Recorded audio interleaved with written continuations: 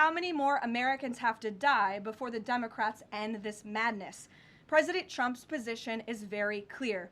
He wants the federal government opened, he wants the Department of Homeland Security funded, and he wants the Democrat shutdown to end immediately. The president will also continue to call on Democrat leaders in sanctuary cities and states like J.B. Pritzker, where this young, beautiful girl was murdered, to cooperate with ICE and stop releasing illegal alien criminals into American neighborhoods. It is for the safety of every American citizen, including all of the people in this room. With that, I will take your questions, and here in our new media seat today, we have Gabe Fleischer. Thanks, Caroline.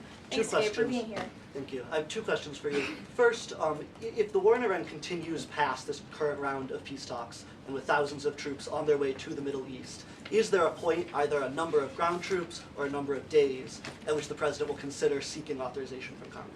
Well, as you know right now, that formal authorization from Congress is not necessary because we're currently in major combat operations in Iran. The Department of War and the President, as I said, estimated about a 4 to 6 week timeline for the full completion of these military combat operations. We're again on day 25 today. And as a courtesy, nevertheless, the administration did notify Congress, the Gang of Eight, ahead of the launch of the operation 25 days ago. And we've also had our top national security officials go to Capitol Hill to brief lawmakers, again, out of courtesy and out of respect for them. So at this moment, it's unnecessary, but of course, the President and this administration will always abide by the law. Gabe, or do you have a follow-up? Yes, sure, go ahead. Second question, in my reporting, I speak a lot to young voters, many of whom voted for President Trump for the first time in 2024, hoping to have no more wars and to have lower prices. Now, with the war taking place and with gas prices going up, curious what President Trump's message would be to those voters who kind of swung into his coalition in 2024, but maybe don't feel the administration's going as they had expected. President Trump is doing this for you. He's doing this for young people so that we are no longer threatened by a rogue terrorist regime in the Middle East that seeks to kill the brave men and women who serve in our country in the Middle East, many of them young people themselves, young men and women who serve this country honorably in uniform and have been threatened, killed, and maimed by the rogue Iranian terrorist regime for 47 years. President Trump finally had the courage to step up and do what's right by our national security, our homeland security. As for the temporary short-term fluctuation in gas prices, the president has said once these combat operations are over, this administration is going to continue to unleash American energy dominance. We're continuing to do that every day, and we're going to see prices at the pump go back down, just as we have over the past year because of this president. And don't think for 1 second if the Democrats had their way, gas prices would be as they were under the previous administration, the Biden administration, record highs. This president is keeping them as low as he can during this short-term combat operation, and they're going to go right back down when this is over. Gabe. Thank you, Caroline. Just within the past few hours, Iranian state TV has said that Iran has rejected the U.S.'s 15-point plan to end the war. What's the White House's response to that, and have these talks hit a dead end? They have not. Talks continue. They are productive, as the president said on Monday, and they continue to be. However, I saw a 15-point plan that was floated in the media. I would caution reporters in this room from reporting about speculative points or speculative plans from anonymous sources. The White House never confirmed that full plan. There are elements of truth to it, but some of the stories I read were not entirely factual. So I am not going to negotiate on behalf of the president here at the podium. What I will tell you is these talks are ongoing. We're not going to get into the nitty-gritty details that have been exchanged between the United States and Iran at this time. Well, yesterday the president mentioned a very big present that the Iranians had given the U.S. He wouldn't go into detail, but was it that ship that was carrying 2 million barrels of oil that made it through the state of Hormuz?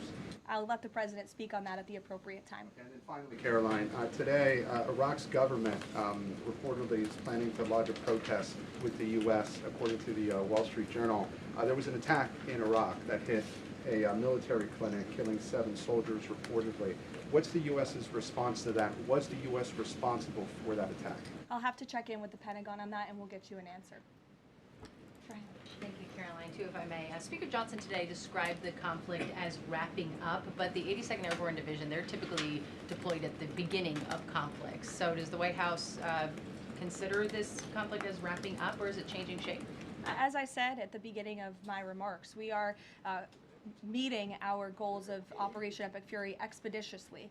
The president likes to maintain options at his disposal. It's the Pentagon's job to provide those options to the commander-in-chief. For any specifics on troop deployments, though, I would point you to the Pentagon. And today, Philadelphia District Attorney Larry Krasner reiterated threats to potentially arrest ICE agents that were sent in to assist with these historically long TSA lines. He said, quote, "The president cannot pardon you." Has the president seen Krasner's comments? Does he have any response? The president cannot pardon you for what? He's talking to the ICE agents who are handing out water bottles and are helping people move through lines at airports. It's a disgraceful comment.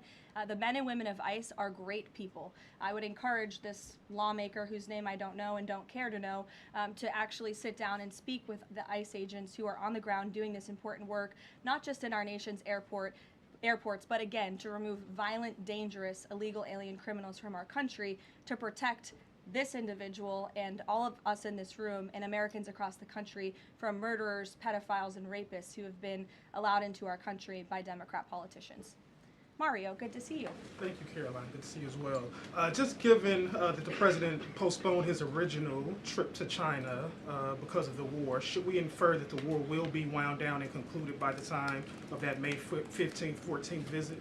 Again, as I've said, we've always estimated approximately 4 to 6 weeks, so you could do the math on that, Mario, but we do look forward, I know the president looks forward to going to China on May 14th and 15th, and of course, as always, we'll provide additional logistical details to all of you in the media for that trip, who I know look forward to coming with us as well. One follow-up. Was that a precondition? Did the two leaders speak about the conclusion of the war? Was that a precondition for them to have this rescheduled meeting? No, there was a discussion about the rescheduling of the meeting between the president and President Xi. President Xi understood that it's very important for the president to be here throughout these combat operations right now. He understood, obviously, the request to postpone and accepted it, which is why we have new dates on the books, and I'm happy to announce those to you today. Jennifer. On the negotiations with Iran, are there still face-to-face talks planned perhaps in Pakistan?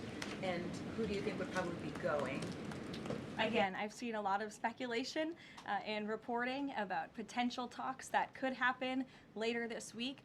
Nothing should be deemed official until it is announced formally by the White House. I would not get ahead of our skis on reporting about any talks this weekend until you hear directly from us. Does the president think that all of the allies will go along with whatever the U.S. concludes with these Iranians? Are you expecting that Israel and all the other allies will follow whatever agreement is made? I think the president has shown that he is absolutely the leader of the free world, the head of the most powerful military in the world, and in various examples, so the 12-day war between Iran and Israel, the ceasefire between Israel and Gaza, the president has shown a very unique skill at getting our allies to get on board with